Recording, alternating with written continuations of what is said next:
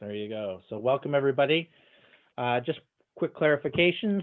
Wedding couples support and information chat. We've got some amazing folks that have huge hearts and know their stuff. I know quite a few of them have been on for hours on support lines and to governments and to health units, etc. So they know as much as they can possibly know. But I will let you know that nothing here is black and white. So everything is left to the interpretation of the professionals because the government is allowing the vagueness. We can clear the waters as much as we can, but there's still not going to be, like, we can't say yes or no to some things. And some things we can say yes or no because they're pretty clear, but a lot of things aren't. So just with that caveat, just let you know, we're doing the best we can with the information that's been given to us. And we'll kind of basically have an open forum here where we're just going to chat amongst the vendors. Anybody that wants to pipe up. I know Amy's got some great information as far as her slides. So I'm going to let her share the screen when she's up. For the vendors that want to speak, I'm not going to kind of introduce you all. I'm just essentially, when you want to say something, just say, hey, I'm Amy from Unmistakably You. I'm a wedding coordinator or whatever that you want to say, and then kind of carry on with what your message is.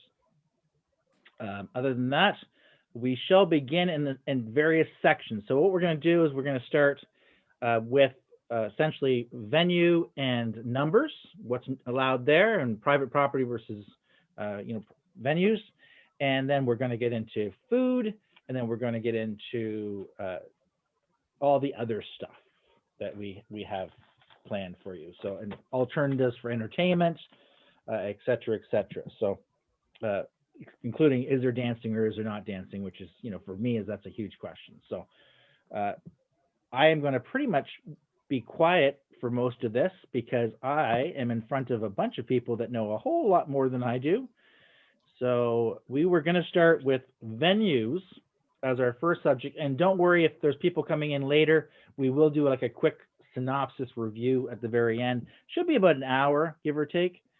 So if you do have a question, by all means, you can either mention it in the chat, and some of us will be keeping an eye on the chat and we'll be answering your questions, or you can actually verbalize it and come on camera or come on mic and answer the question that way as well. So you can be off camera and quiet and just listen in if you want, but by all means, part of this is answering your questions. So it's kind of key, and don't feel like any question is a silly question, because I guarantee that if you're thinking I should ask that question, there's about 3 other people in this room that are going, oh, I'm glad she asked that question. So we will carry on right now, starting with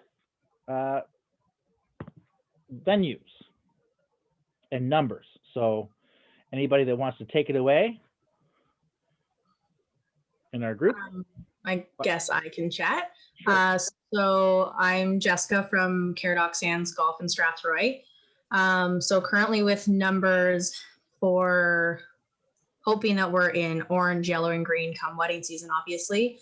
It is 50 people inside an indoor space, or 30% of the capacity up to 50 people, and up to 100 people for an outdoor space, and that is for receptions. For ceremonies, that is the 30% of an indoor space, or up to 100 for an outdoor space ceremony. They don't really do a good job in the frameworks discussing the separation of those, but essentially a wedding ceremony is where it says the whole funeral, rites of passage, and all that stuff ceremony is where you're getting that number. And then I guess it's under meeting spaces and gatherings. This is where you're getting your reception number. They also, the verbiage is social events related to a wedding ceremony. Jess, do you want to, I know I had some questions coming in today from some of my couples about what constitutes a staffed venue versus not. Do you want to clarify that, or are you? Yeah, I can try my best, at least, of what I understand it to be. So a staffed venue would be, I guess, a place like Caradoc, where we are a fully staffed venue. We have all of your food and everything. We have all your wait staff, all your bartenders, all of those things. Whereas a unstaffed venue would be somewhere like a community center or your backyard or anything like that, where you are bringing all of those people in. So when they do that, there will be times where your vendors will not be included in numbers, and that is when you are at a staffed venue. So if you are at a venue that already has a staff included, any of your other vendors like your DJ, your photographer, videographer, any other people that are brought in would not be included in your numbers. But if you were doing this as like an unstaffed venue, then those people are now included. So your caterers, all of those other people you're bringing in and paying to be there are now included in your guest count numbers. There's a question. Sorry, Crystal put her hand up. Crystal, fire away.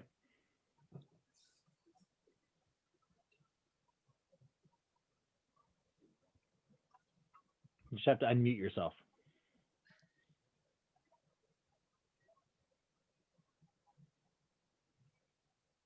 Or you can put it in the chat.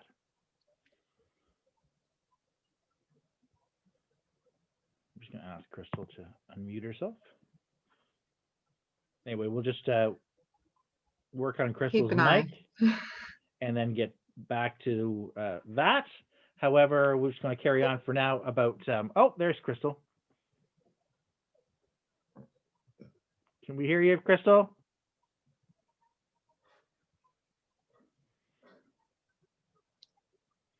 Nope. Still can't hear you.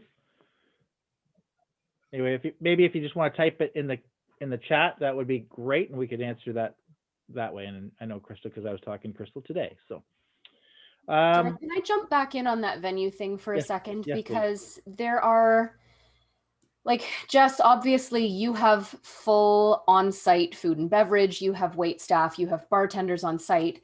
What about venues like, let's say, Dark Horse or The Clearing, where you're bringing in all of your food and beverage from outside sources? Or I guess not at Dark Horse, they do the bar there. But I mean, is that a gray area in terms of whether that constitutes a staffed venue? Or I'm not one to talk to that one. I don't know the answer to that question.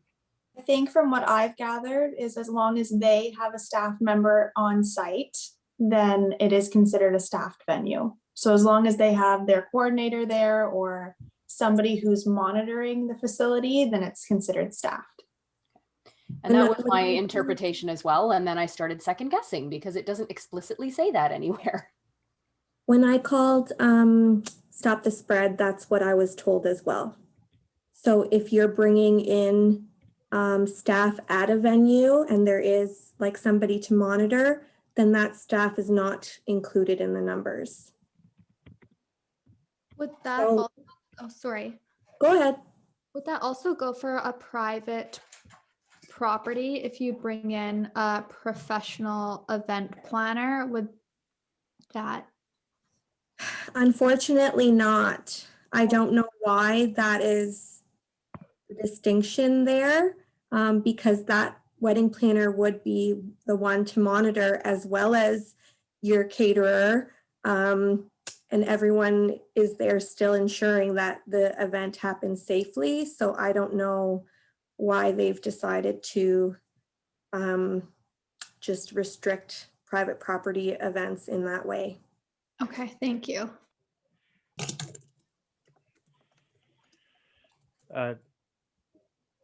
Jody, you want to kind of pipe in here just with your comment? Or was that a question?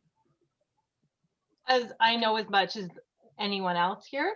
I'm Jody from Something New Officiant. My understanding is that it is probably about who's holding liability, and that it's easier to pinpoint liability when it's a venue with staff who would be charged with the responsibility of overseeing, whereas in a private residence, you'd have a combination of different vendors being brought in. So who would be most responsible if there was something happening within that location? So is it myself as the officiant? Is it Amy as the coordinator? Is it Rosemary who happens to be there dropping off flowers at the time? Is it Jess? Who is it? So it's harder to hold. Is it the homeowner? Is it, I have people who are having neighbors share backyards so that they can allocate people across backyards to try and hold, get their numbers up. There's all sorts of things that are happening. And so how would you hold who's responsible? So people are looking for grays and opportunities. I think being with a fully staffed venue is going to be one of the places where people are being able to rest assured that they're playing within the bounds, but who knows what we're looking at in another couple of weeks from now. Sure, we'll talk about numbers, but with the private residents, I think what happened, we talked about this last night, was the fact that what was happening last year was everybody was shifting to the private property because they figured they can get away with things, which they were. And the government obviously realizes that and said, okay, well, we're gonna put our foot down on that, and they really put their foot down on it. So essentially now it's, you know, really you can't really perform a really like a party at private residence that you would want, because it's 25 people and that includes your vendors. So they just made it so difficult that people just went, okay, well, we're just gonna book at a venue so that we can get our numbers up again. Yeah, and I think they thought if, at least if people at private residences are not going to obey by the rules, at least they're limiting the spread to just 25 people that are there as opposed to 100 or 50 or whatever it is.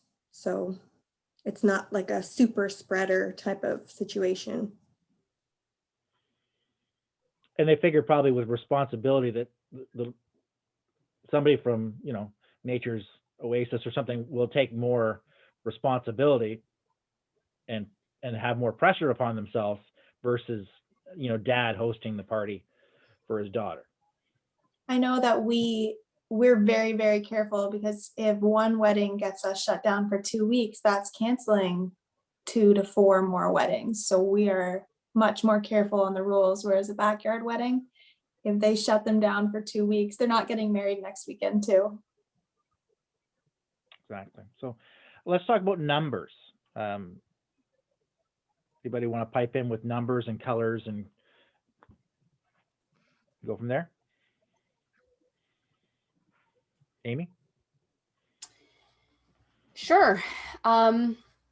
So the numbers, as we've established, are different in a staffed venue versus a private venue, but they're basically the same for orange, yellow, and green. So Rob, I'm going to pop this up here.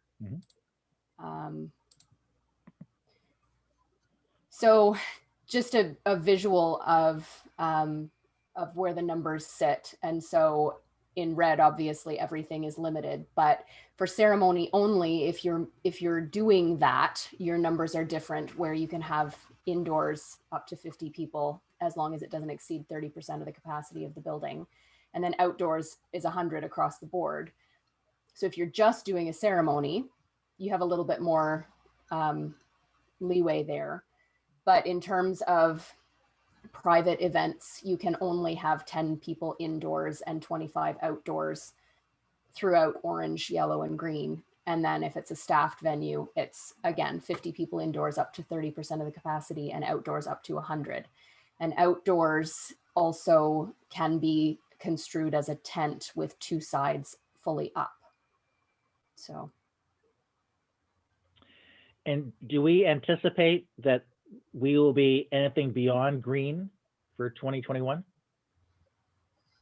I know it's super hard to say, but realistically, what is beyond green? What is beyond green? The conversation that I had with Middlesex Health today, no. She was very much adamant in the sense that until the majority of the population of Canada, or at least Ontario, has Vaccinated. Yeah, that's the word I was looking for. Then we are going to be staying within the color framework until that time. And again, just to repeat the numbers, it's 100 outside. And that could be outside, or that could be in a tent, as long as the tent's 2 sides. And then 50 people inside. Both of those, as long as they're a venue, their staff is not included in those numbers. If it is a private residence, it's 25 max, and that includes whatever staff that you have. Anybody on property is 25 max, private residence. So that is my understanding of it, just to clarify. But the one thing I did want to add, Rob, which I've gotten a lot of questions from my own couples, is the restrictions still as bad as they are indoors for outdoors? And the answer is yes. They are still the same no matter where you are on the property. Even though you're outside and there's more airflow, it is still the same thing. We're still trying to keep everyone safe. We're still trying to maintain distancing. It's just all the same. It's just that you can have 100 people versus 50 people. That's really the biggest change. And I think it's important to mention, because there was some observations I had last year and the questions are coming up for me this week, is that you can't have an allotment for inside and an allotment for outside to end up with 150. And people are really trying to flex that. It is not, that's not doable. And so I just want us to get that consistent as well, because there were nobody here, but there were venues last time that I was at where there was an extension made that tents were added on to build up the indoor capacity. And not that I think that people were doing it maliciously or unintentionally. I just don't think people knew, or they were unintentional and not knowing how to work within the legislation. I think we know better this time that that's not possible. There And that is is one wording in the framework that says you cannot combine spaces. I was just going to say that as well. It's one of the very few things that's actually clearly stated. Yes. They did add that. They also added that you can't book separate rooms. You can't have 2 rooms and be going between them. So if we could So just I'm look, clarify the whole weddings and ceremonies thing, because I know the government on their, when they issue things, they say weddings at 30% capacity. And what they really mean is ceremonies, as far as I'm understanding. And maybe if somebody wants to pipe up and kind of explain that the 30% versus the 50 and ceremonies versus, you know, the social time, or this, or those two things combined. Well, like I had said earlier, when you're looking at like the frameworks or anything and you're trying to figure out exactly what you can and cannot do, you're looking at like the social gatherings in relation to a wedding or a funeral or rites of passage or whatever that ceremony is. Whereas the ceremony is under just that like weddings, funeral, rites of passage ceremonies part. But Yeah. my And the 30% understanding from, sorry. Go ahead, Kate, and then Amy. The 30% is up to 50 people as far as I know. So you still can't exceed 50 people inside. So you can't say have 70 people inside for a ceremony and then have 20 of them leave for the reception part. So what that means is that if you're at a staffed venue, it has to ordinarily have a capacity of 167 people in order to be able to go right up to 50. Otherwise, if your venue originally only has a capacity of 120, you can only do 30% of that. Mhm. But I was going to say as well, I was on the phone with the Stop the Spread business line the other day, trying to clarify this ceremony only, because it's a separate, it's a subsection of one of the I don't know, there are so many numbers in the legislation, but my understanding was that you can host a ceremony only on private property for 100 people, but that seems very strange to me. It was also, I kind of got the impression that the woman I was talking to had never thought about this before or had never had this question. So I don't know if anybody else has more insight into that than I do. I know that there was, and something we struggle with is the government's verbiage. So in other words, they're saying weddings 30%, and then all of a sudden, naturally, our couples go, "Oh, 30% capacity, fantastic!" And it's like, no, hold on now. They mean ceremonies. So it is a bit confusing, but you know, apologies. One of the things that I think, sorry, Rob, to interrupt you. Right. Having done dozens of weddings within COVID, I feel like going into this season, I'm better prepared as somebody who's being invited to hold spaces where lots of different interpretations have unfolded of what's possible, and that my role isn't to surveil the choices of other people to keep their most precious loved ones safe. So when I'm working with my clients, I'm inviting them to consider what's permissible and whether that can be held in tension with what is safe given who the guests are within their wedding, you know, who's on their wedding list. And there is fragility and there's immunocompromised folks. There are other considerations other than what is the maximum people can get towards just for sheerly a numbers count. And And why I think that matters is that if you were to look at the types of risks that they're looking at mitigating, it is the risk of people who are in high emotional state coming close together and sharing aerosols.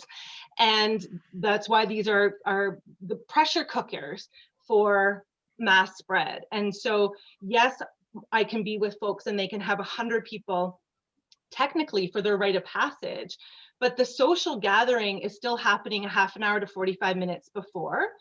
And that's when people tend to be a little bit more guarded because they're recognizing that people are watching, or they're trying to do their best. But as the time wears on, by the time that recession line is going out, everything that people promised upon their best behavior, I'll do, it's like gone, it's collapsed. And I saw so many situations where people were placed into very vulnerable positions, including myself, where I was hugged by so many people for lots of reasons, but were strangers to me, and because the emotions were running high. So I know it can be painful for people to once again have to revisit their guest list, but I would like people to take pause and say, just because I can get away with this number, given who my guests are, is that actually ethical for me to consider it in this way, given that we're very likely to collapse those social distancing and other health measures that are in place. Awesome, thank you. Anybody want to pipe in on venues and numbers?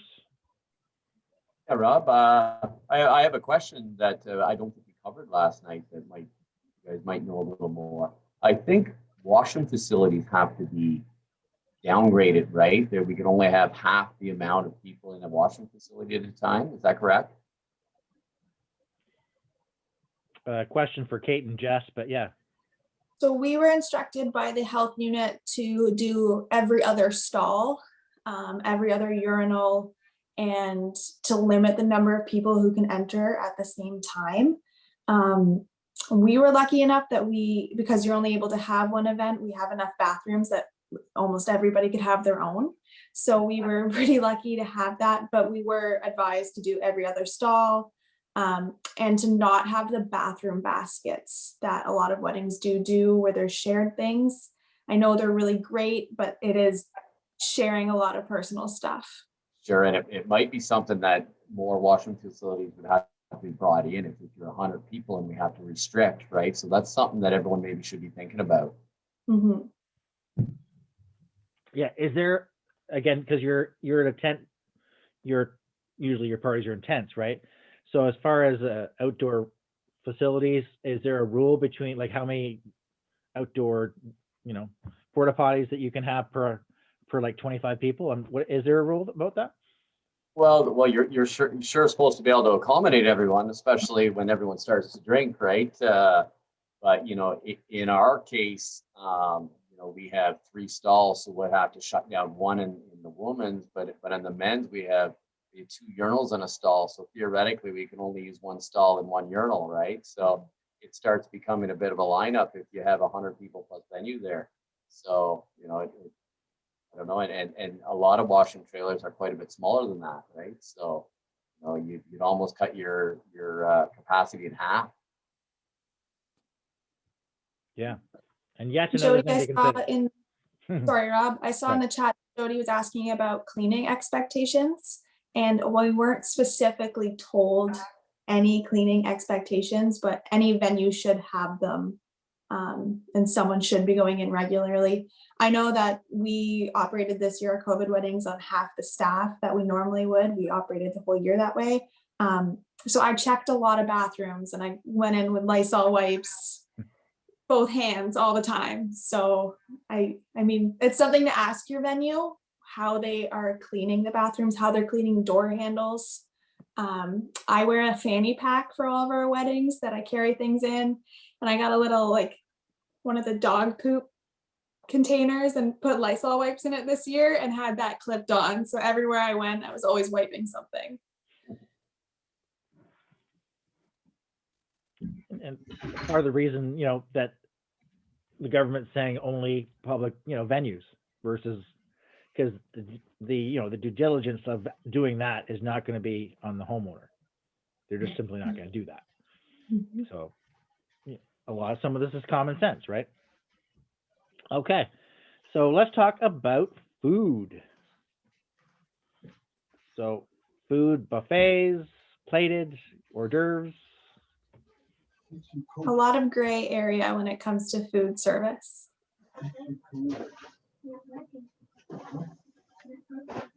Buffets, no, except Jess.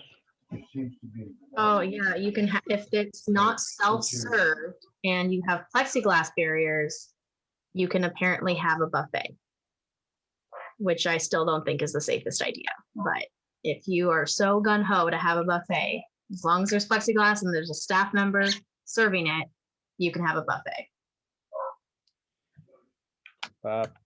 Cocktails, past hors d'oeuvres. Anybody? And do them, but yeah. This is where a lot of the gray area comes in, and it depends on your venue. At our venue, we are not doing past hors d'oeuvres. We are doing family style, depending on the table size, or doing individual snack plates, and everybody gets one with each of the hors d'oeuvres on it.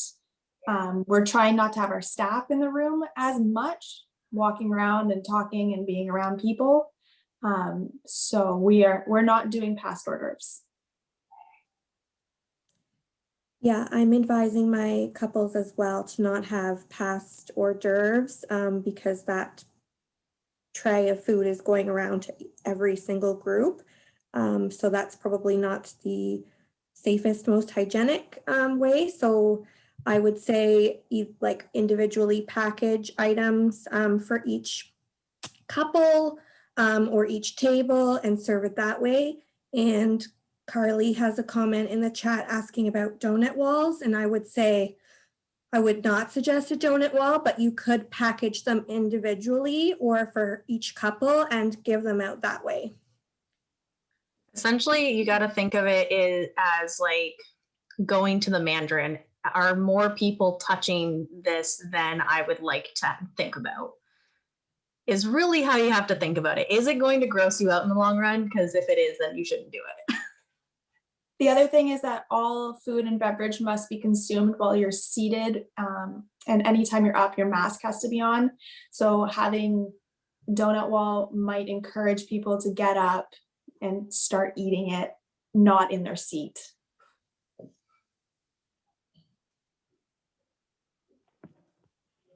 So such things like cake cutting and, cakes probably not going to happen as much this year, I'm assuming. Well, you can still do your cake cutting because, like, I don't know, like we are still allowing the cake cutting because that's normally just like the photographer and the couple that are up doing that photo. Mm-hmm. And if you can't kiss and hug your new husband or wife, I don't know why you're here. But I would assume you're in the same bubble and it's safe to do so at least. So we're still allowing cake cuttings, but we aren't doing cake tables anymore. And we're suggesting to a lot of our couples to just get a cutting cake or to just not even do the cake, just because it's a waste of your money at that point. But serving the cake, no. Yeah. The venue cuts it. I know, like I cut all of the cakes this year because, again, half staff, so that was something I had to learn. But so if your venue cuts it and serves it, then I think it's still safe. As long as they're serving it to the tables. Yeah, to each table, obviously, not to just the hand table it. of. Yeah. And then I would say as long as it's not on display the entire time as Mm-hmm. well. Mm-hmm. Erin, you had something? I was saying pre-packaged cupcakes. Wouldn't look amazing, but then you still get cupcakes. We did those the pops. What do you call those pops? Yes, cake pops. Yep. Mm-hmm. Grandma's oven. Amazing. Sounds like Kate. You know how to do all the jobs now, Kate, eh? Oh, I am maintenance, greenskeeping. I'm in every department. There you go. I'll do it all. It had to happen this year. Like I learned how to work pro shop at Caradoc, and I do not want to do that again. I would rather not be back there.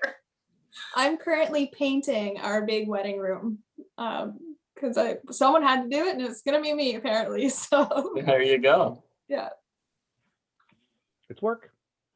It's work. It's work. It's keeping you a job, which is exactly what we need right now.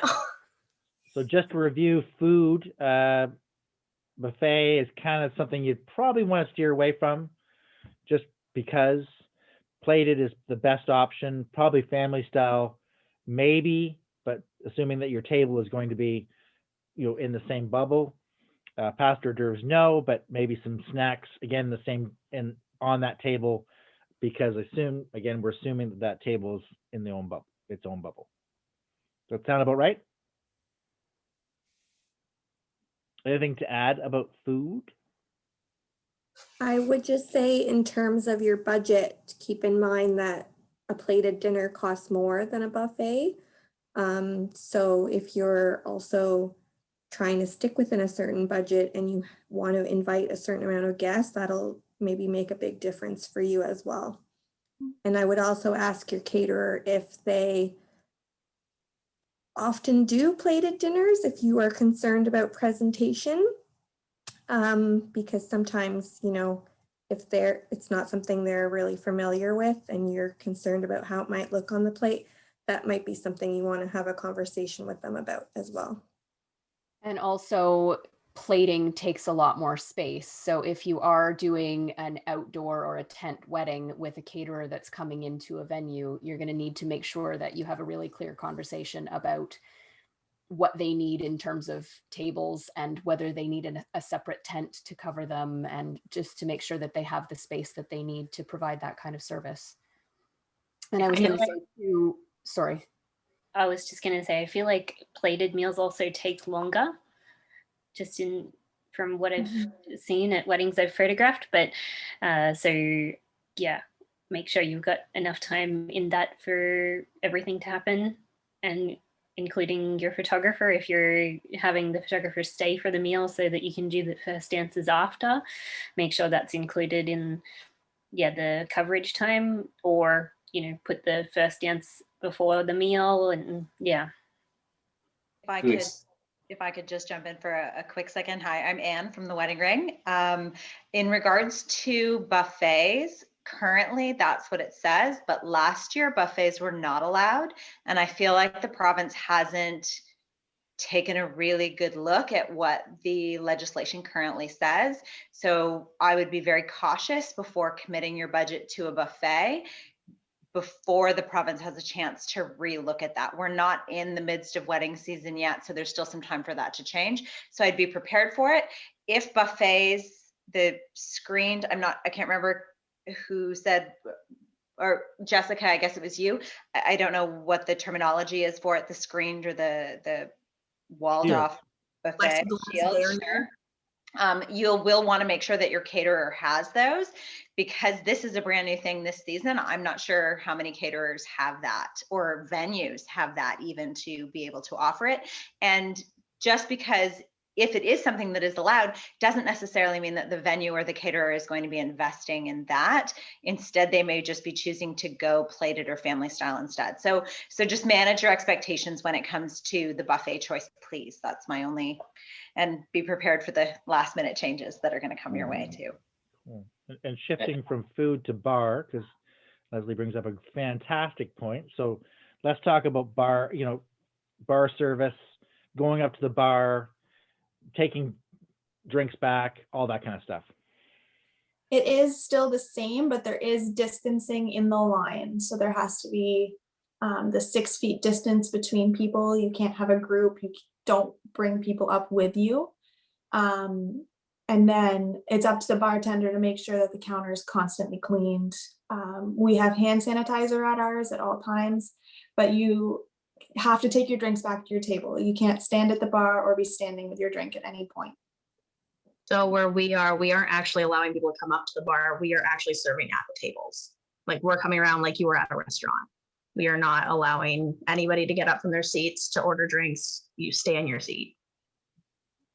And depending on where you are, I mean, I commonly on private property or at barns would see like a mixed table. So that's a no-go at this time.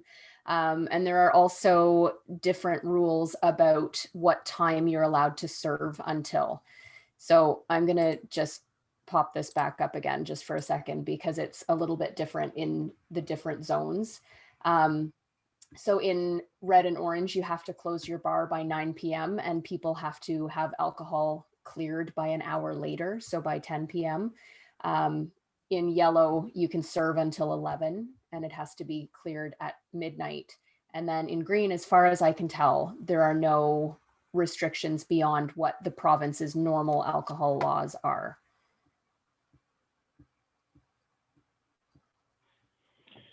Now that we have it up, if you keep it up just for a sec, Amy, actually, and does anybody have any questions or regarding that? Yes, I have a comment on that. If we can leave it up there for a second, Amy.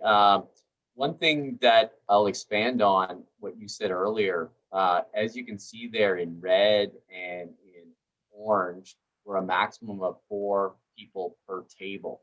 So most venues don't have smaller tables, so you need to accommodate for a lot more space, a lot more tables in that area. So, where you're usually fitting 6 or 8 people per table, we're down to 4. So there's twice as many tables. So everyone should check and make sure that the venue can accommodate that and has the tables to do that. So And that's just something to keep an eye on. If your aesthetic is the very common harvest tables that are so popular right now, and you have to double the number that you're ordering, A, it's crazy expensive, and B, they're larger than a standard banquet table is. So they take up an astronomical amount of space. Yes. And there needs to be 6 feet between each table. So your venue may not be able to accommodate that many people at tables of 4. So I have a question. So based on the number of 100 people and spacing, what would be a suggested tent size?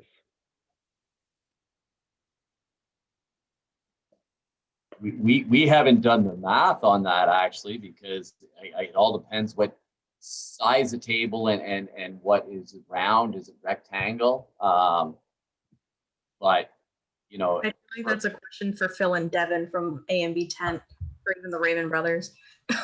yeah. We So were have, looking, sorry, go ahead. We have a 40 by 60 tent. And it under normal circumstances, you're good for like 160 people, something like that. Now that changes drastically with this. We have lots of room just outside the tent where we can move things around, but that would be hard for a lot of venues. So We were looking at 40 by 60, and in my quick math, and I am not by any means good at math or tents, but we were looking at about 85 people at round tables. in what zone was that, Kate? And in the 4s, so in orange and red. In the 4s, okay. And would that have allowed for any kind of dance floor at all? No. Okay. Boo. All right. Any questions with the Amy's lovely chart that she worked hard at? Good And I guess something else to look at that chart is the time when alcohol must be shut down, right, in the different zones.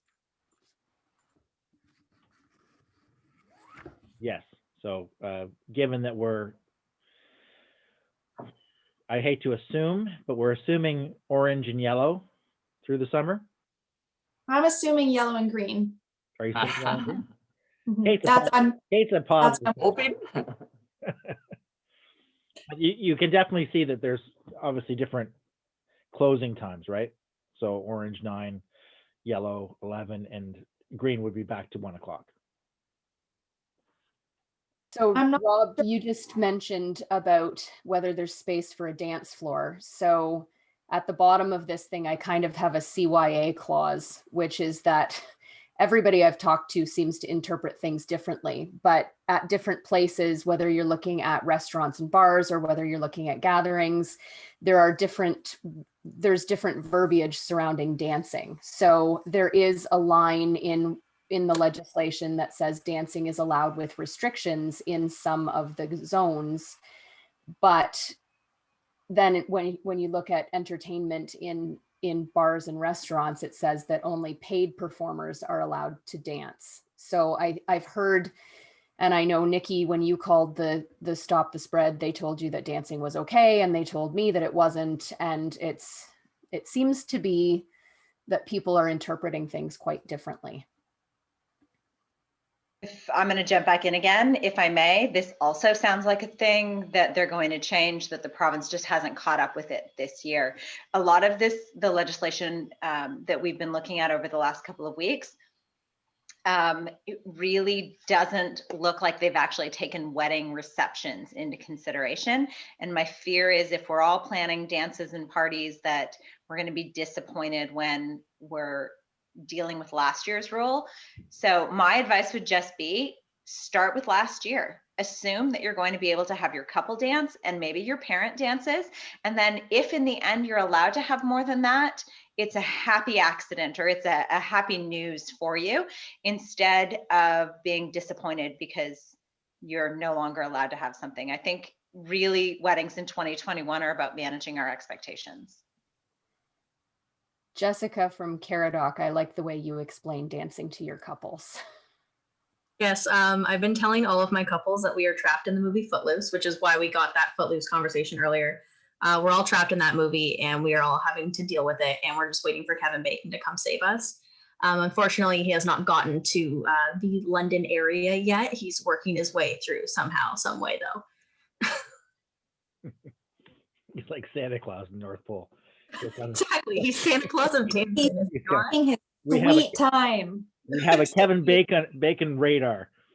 Oh, he's coming closer. But you also usually add on the fact that you may have the best intentions to dance at your tables, to stay in your bubbles, to keep the masks on, to keep your distance, but you add alcohol into any equation and you add excited people and you add people who haven't seen each other in a year, and it's impossible to keep people safe despite what would be your best, your best laid plans. And certainly we want to see you get what you want, but I just I don't know how that's going to happen in a safe way in any situation realistically. As a bride who postponed from last year to this year, my family is very excited about seat dancing. Like they are extremely excited about just like jamming in their seats. So I don't know if you have family members and friends who are really excited to just jam in their seats, because I know that my family and friends are making the most out of it. And the other thing that I always tell my couples is your guests will look towards what you guys are reacting to.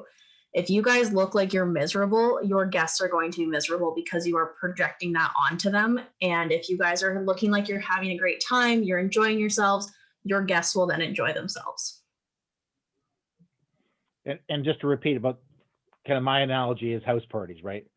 You're rocking to the tunes, you're bopping your head, you're having a fantastic time, but you're not really dancing per se. I mean, so you are definitely seat dancing. 100%. All right. So very quickly, I would like to kind of go through, just so we have some people in various categories of our industry that I just like a little snippet of kind of their take on restrictions for this year and how it's affecting kind of, for example, Kurt, I'm going to bring you up first. How as far as coming into the shop, getting your measurements, all that kind of stuff, and then we'll kind of move into each, Aaron and then Erica and then each of the different categories. Yeah, thanks, Rob. So we're doing it a little bit differently. We're taking appointments and we're trying to really restrict how many people are in our store. Like on Saturday, we had 3 groups in there. And, we have up to 25 allowed in our showroom, but we're limiting it to very, very small numbers. Like I think we had 8 in there on Saturday. So we really want to keep it at half of the total capacity. But what we're doing a little bit differently with couples, and it seems to be going over exceptionally well, is we are doing virtual consultations with the bride and groom before coming into the store.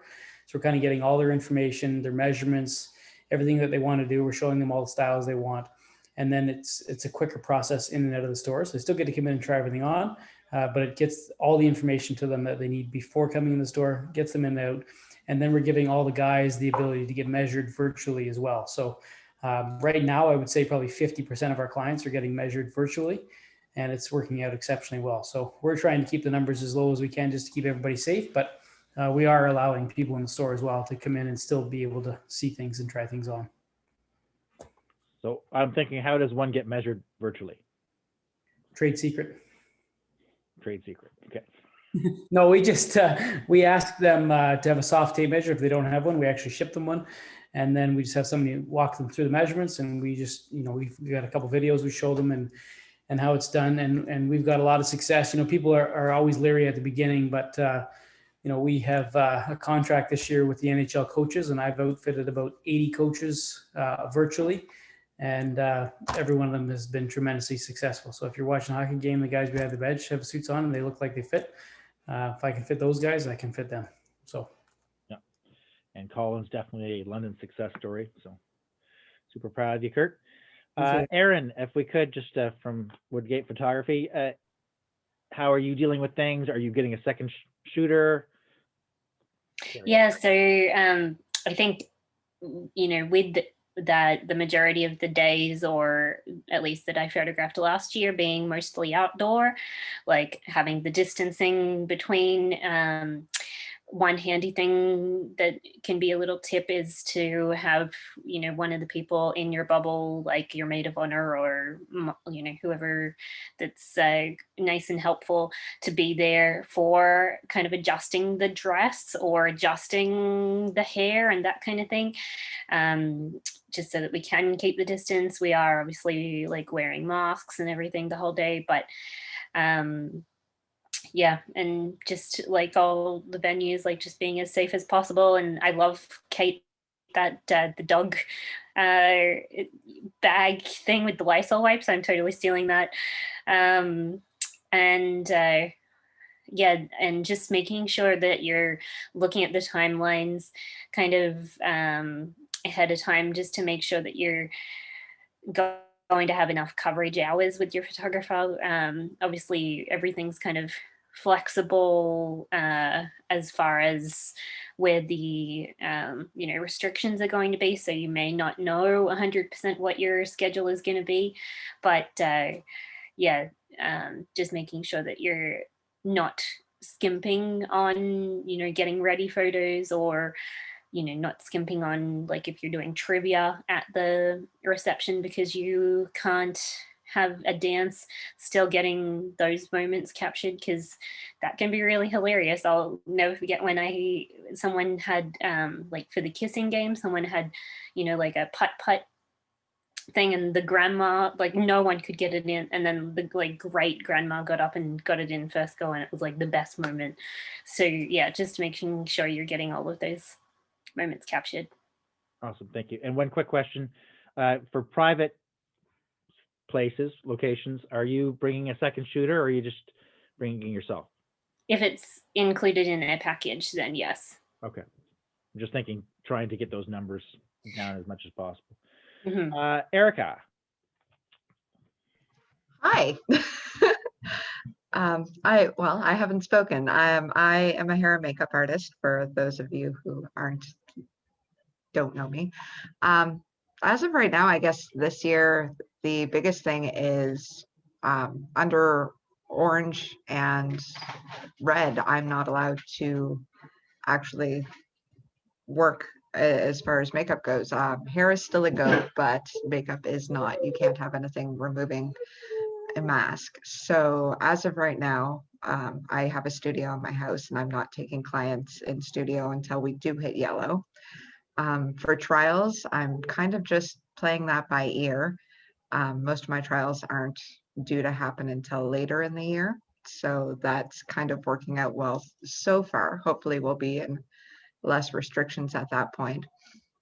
As far as day out goes, I guess my rules, I've just been having separate areas, because I usually go on location. So it's usually either in somebody's house or a hotel room, and I just try to cordon myself off to a separate area so that we're distancing as much as possible. Normally during weddings, everybody getting ready, there's always a group of girls and mom's there, and there's always food, and everybody's kind of laughing and giggling, and I try to keep that still happening, but over there, if that makes any sense. So we still want it to be fun and enjoyable experience getting ready, but safety is important too, and I would not want anyone to be at risk due to anything that I did. Sanitation really hasn't changed that much as far as hair and makeup goes. Everything is always sanitized and disinfected between everybody anyway. I'm sure you guys can hear the baby crying in the background there, sorry. Yeah, other than that, we're just doing face shields and masks, and that's about the only difference as far as sanitation and that stuff goes. I just have a quick comment to add to that, Erica. For getting ready, you just want to make sure that you have a schedule of getting ready to limit the amount of people in the room at one time as well. Absolutely. So that's going to be something that's super important, getting ready. Sorry, that is something I've always done, so I guess that doesn't stick out as something new. But yes, it's always down to a schedule, and only who is necessary is present. Excellent. Thanks, Erica. Jody.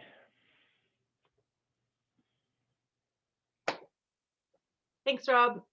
So for us, it's almost like it's a really exciting time. We talked about this last year at about this time or a little bit later into the season, and that ceremonies have become recentered as really important moments. For a lot of the season, it was one of the only things that people were able to gather for, but so many of their guests who were originally part of the plan weren't there. So we've gotten really creative about how to bring people in beyond virtual methods. So that can range from embedding speeches throughout the ceremony, so deliberately pausing and having moments where people are saying their speeches within the ceremony. I've had guest lists who have been invited to send me their best wishes or hopes, and I've embedded the voices of their guests that aren't present into the ceremony itself.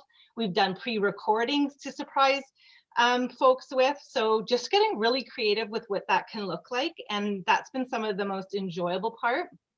We've also, in response, although it's been a long request, we have launched a premarital wedding preparation program, because what I'm witnessing is so much energy. And for some of our folks, it's been like 2 and going on 3 years that they have repeatedly been planning a different wedding, and it is wearing on the relationship. And my concern is that on the other side of the I do, that there has been some wear and tear on the relationship in ways that wasn't visible to them while they were distracted by, should we have individually wrapped cupcakes or what are we doing? So that is launching end of March, and we're getting wide reception on that. So that's called Hope. You can connect with us for more on that. And as officiants, we're the only legally required part. So we're really busy. We're booking into 2023. We have very little room for anything else in 2021, except if it's sunsets, sunrises, and the odd, Wednesday ceremony. So that's really how it's affecting us at this moment. Cool. On the other side of the I do. I'm stealing that 100%. That's gold right there, let me tell you. As well, Jody did put something in the chat, a link. And if you don't want to kind of just link right away, what you can do, again, just a little Zoom inside information. On your chat button, there is at the very bottom, there's a three dot button. Just left click that and you'll see save chat, and you can actually save it to your laptop or whatever computer, whatever you're using as far as tonight. So chat, three dot little box, and left click that, and you'll see save chat. Just press that and magic. All right, Rosemary. Hello. I'm Rosemary. Time for flowers. I thought you were going to ask me a question. I feel that of all the vendors, I have the easiest job. I come to your front door at the time that we set, and I deliver your flowers. I deliver instructions with your flowers, and I leave. 9 out of the 10 times when I see the bride, she's still in her PJs. She has her hair done. Maybe her makeup depends on how fast Erica works. I'm just kidding, Erica. And that's it. So for me, it's easy. If we have centerpieces to do, I'm usually at the venue before any other vendors are there. So yeah, that's my thing. I don't accept people here at my studio. So it's really me. Easy peasy for me. Wonderful. Thank you. you. But that's me, right? I don't know how other floors do it. Ask questions. As stupid as you think the questions are, ask them, because they're not stupid. 90% for us is common sense. We are used to doing it our way. And we don't even think about not explaining it because it is so common sense for us. Cool. All right. So we're wrapping things up. I just want to maybe let Anne kind of have a moment, because if there's anybody that has their pulse on the wedding industry as a macro, it is Anne. So Anne, do you have like a couple final thoughts? Really, my only thoughts when it comes to weddings in 2021 is to be prepared for all of the same restrictions as we had in 2020. I really hope that everybody has the wedding that they dream of. And I really hope that no one is blindsided by the restrictions that come back in. I genuinely believe, and so this group of vendors has spent a lot of time in the last week going over the legislation, trying to make heads or tails of it. And everything to me just says that the province isn't done yet, that they haven't really thought it out. There are big gaps missing, like they're just things that they haven't even considered yet. So I think as long as you are dreaming of a wedding that falls within some of the restrictions from last year, I think you're going to have an amazing day. And then hopefully we get more. Hopefully we get more numbers and they figure out a way that we can have safe dancing. Though that one scares me a little bit. And I'm with Jess. I'm all about chair dancing. I'm all about chair dancing, even non-COVID weddings. I'm in for that. So I think that, honestly, I think it's going to be better than last year's weddings. So, and it's your wedding. It's going to be perfect, regardless of what happens. You're going to spend the rest of your life with the person you love. And at the end of the day, that's really all that we care about. It wasn't about individually wrapped cupcakes. It wasn't about whether or not you could have a conga line through the dance floor. It's about starting your new life with the partner of your dreams. So that is my wish for you. Yeah, and I'd echo that, just to say that every single one of us, as far as vendors, wants the most amazing, magical day for you. And when we just say these are sort of the rules or the guidelines, it is just what it is, right? We just want to have it within and everybody be safe and nothing tragic happen and nobody catches anything. We just still want the most amazing day for you. So we don't want to be Debbie Downers, and we want to make sure we're positive. At the same time, we want to be realistic and make sure you get the right information, or at least the right interpretation of the rules, as much as we can glean them from the government or the health unit or whoever it is that's dispensing of rules. And Rob, just to add to that, I did like about a dozen weddings last year, and every single one of them was happy and loved their day. And they didn't have as many people as they had always thought that they would, but the people they had there, it was quality over quantity. They made sure that the people who were most important to them were there. We live streamed for ceremonies and things like that, but every single one of them was happy with the day that they had. Totally. Yeah. And I remember, and same with me, and I'm usually one of the last ones out, right? If not the last one out.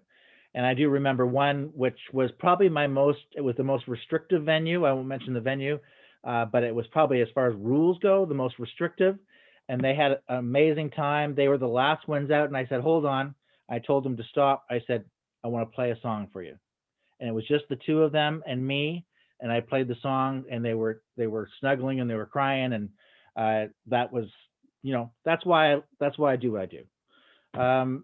So they left unbelievably happy, and yet that was the most restrictive of any kind of possible rules that they had. And so you can definitely have a fantastic time. All right, so I promised Erica, if there was more than 8 people on tonight for couples, that we would do this again. And in fact, there was like 12. So we will do this again. I would love to have all our lovely vendors on as well to support, because they've got huge hearts and they love what they do. So I've decided, unless there's any conflicts, that March 24th is maybe something we'll aim for, which is the Wednesday. I think it's the 3rd or 4th Wednesday of the month. So March 24th, unless there's like some huge sporting event that I don't know about. So if you could mark that in your calendars. certainly, hopefully the ones that we're on as far as couples, if you have any last minute questions, by all means, we'll stick around and answer them for you. But we will do this again and certainly spread the word, because there's couples out there that maybe July or August that really aren't quite deep into like, oh my gosh, I have to make a decision here. So maybe come this, 3 weeks or 4 weeks from now, they'll be looking for answers and we'll be here for them. So having said that, thank you so much for everybody that attended. My heart goes out to my vendor friends. Thank you so much. And I will, with my limited technical ability, try to put this on YouTube, and that will be accessible to all. So thanks, everybody. Have a fantastic night. Stay safe and stay healthy. Thanks, Rob. Thanks, everybody. Good Take night. care. Thanks, Thank everybody. you, Rob.